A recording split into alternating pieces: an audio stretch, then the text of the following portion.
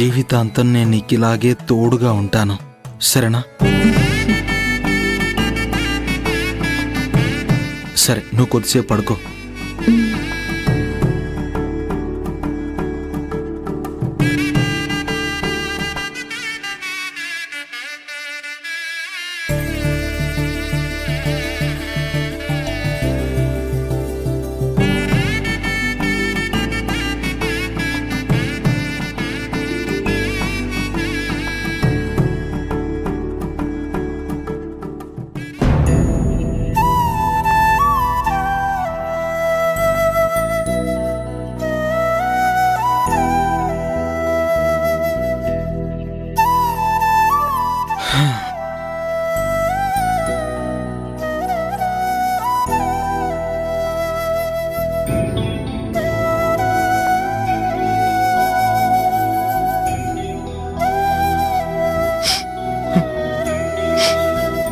అది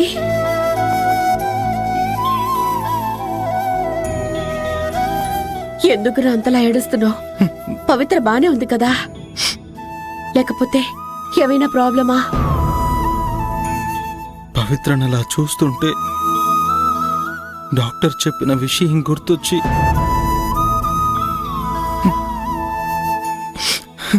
కంట్రోల్ చేసుకోలేకపోతున్నాను సీతమ్మ.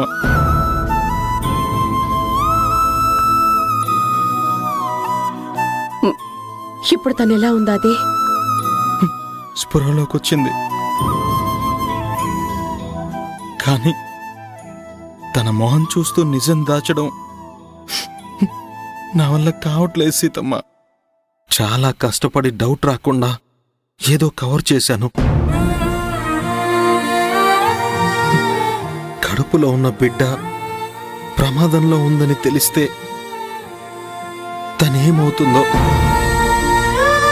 తన కడుపులో పెరుగుతున్న అరవింద్ అన్నయ్య బిడ్డకి ఏమవుతుందో అని చాలా ఆందోళనగా ఉంది సీతమ్మ.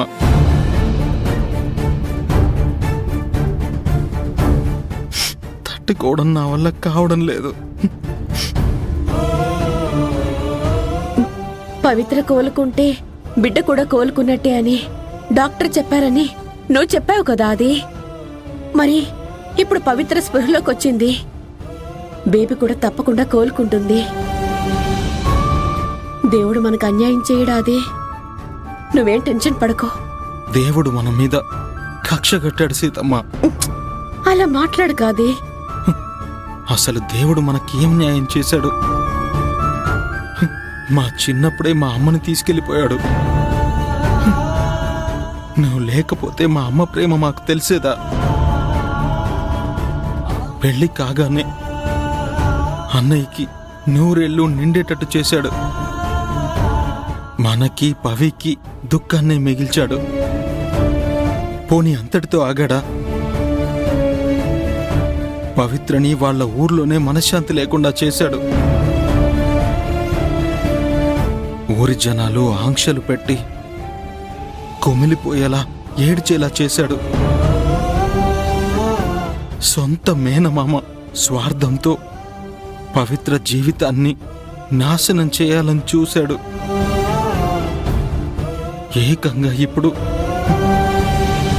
పవిత్ర ప్రాణాలకే ముప్పు పెట్టాడు. పవికి తన కడుపులో ఉన్న బిడ్డకి అపాయాన్ని తలపెట్టాడు. ఇక దేవుడు మనకెక్కడ న్యాయం చేశాడు సీతమ్మ? ఊరుకో, అది ఏం కాదు. నా మాట విను, కంట్రోల్ చేసుకో. నువ్వు చెప్పు సీతమ్మ. పవిత్రకి ఏం కాదు కదా? తన కడుపులో ఉన్న బిడ్డ కూడా ఏం కాదు కదా? తప్పకుండా పవిత్ర కడుపున అన్నయ్యే పుడతాడు కదా? చెప్పు సీతమ్మ. నాన్న, పవిత్ర కోలుకుంటుంది. మళ్ళీ మన ఇంట్లోకి మీ అరవింద్ అన్నయ్య వస్తాడు. నేను చెప్తున్నాను, నువ్వు కళ్ళు తుడుచుకో. అదే నాకు పవిత్రం చూడాలనుంది. నేనొకసారి వెళ్ళి చూసొస్తాను. అప్పుడే నా మనసు కుదుట పడుతుంది. సీతమ్మ, సీతమ్మ, ఒక్క నిమిషం. ఏంటది? నువ్వు పవిని చూడ్డానికి వెళ్ళొద్దు సీతమ్మ. ఎందుకాది? ఒకసారి తనని చూస్తే నాకు కూడా కొంచెం ధైర్యంగా ఉంటుంది కదా. కానీ పవి ధైర్యం కోల్పోతుంది సీతమ్మ. అదేంటది?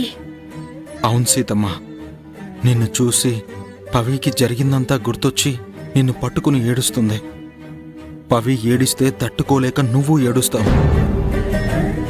దానివల్ల పవి స్ట్రెస్కి లోనయ్యి తన కడుపులో ఉన్న బిడ్డకు కూడా ప్రమాదమే కదా. అందుకే ప్లీజ్ సీతమ్మ, నువ్వు వెళ్ళొద్దు. నువ్వు చెప్పింది కూడా కరెక్టే ఆది. ఇప్పుడు నేను వెళ్ళి పవిత్రని కలవడం వల్ల లేనిపోని ప్రాబ్లమ్స్ అన్నీ వస్తాయి. నేను వెళ్ళనులే.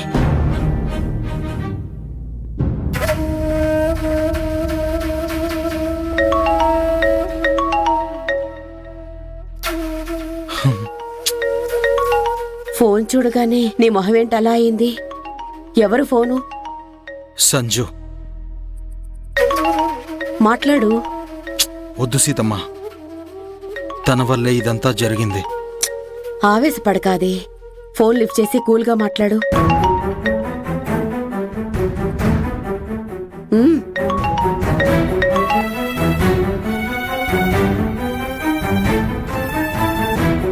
ఏంటి? ఆది, పవిత్ర ఎలా ఉంది? బానే ఉంది కదా? పవి పరిస్థితి అస్సలు బాలేదు. ఇప్పుడు నేను నీతో మాట్లాడలేను. నా మీద కోపంగా ఉందా? సంజన, అవన్నీ ఇప్పుడొద్దు. ఫోన్ పెట్టేయ్. హా, లేదు, నేను నీతో మాట్లాడాలి. హాస్పిటల్కి వస్తున్నాను. నువ్వేం రావద్దు. నాకు నీతో మాట్లాడాలని లేదు. ఎందుకురా అంత కోపం నా మీద? నేనేం చేశాను? చేసిందంతా చేసి ఇప్పుడేం చేశానని అడుగుతున్నావా? మీ డాడీ అన్నని మాటలు పవిత్రని అంటుంటే ఆపకపోగా ఆయనకి సపోర్ట్ చేస్తూ నువ్వు కూడా అన్నావు. అందుకే పవిత్ర స్పృహ తప్పి పడిపోయింది. ఎందుకు మమ్మల్ని అంటావు? నాకు మా డాడీకి కోపం రావడంలో తప్పేం లేదు. ఇదిగో ఇదే నాకు నచ్చట్లేదు. ఎందుకు కోపం వస్తుంది సంజు? అయినా ఇప్పుడు ఆర్గ్యుమెంట్స్ అవన్నీ అనవసరం. నీతో మాట్లాడే అవసరం నాకు లేదు. అంత కాందాన్ని అయిపోయానా నేను? గొడవ పెట్టుకోవడానికే ఫోన్ చేసావా? అది కాదురా, నేనైతే హాస్పిటల్కి వస్తున్నాను. నేను పవిత్రను చూడాలి. నువ్వేం రావద్దు. కుదిరితే నాకు ఒక హెల్ప్ చేయి. ఏంటది? మీ డాడీని ఇకపై పవిత్ర విషయంలో ఇన్వాల్వ్ కావద్దని చెప్పు.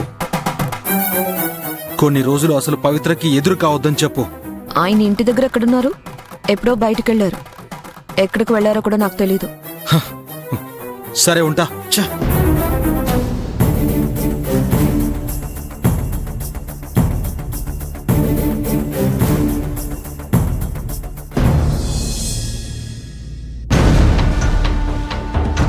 అది పవిత్రకి ఇప్పుడు ఎలా ఉంది? మీరెందుకు ఇక్కడికి వచ్చారు అంకుల్?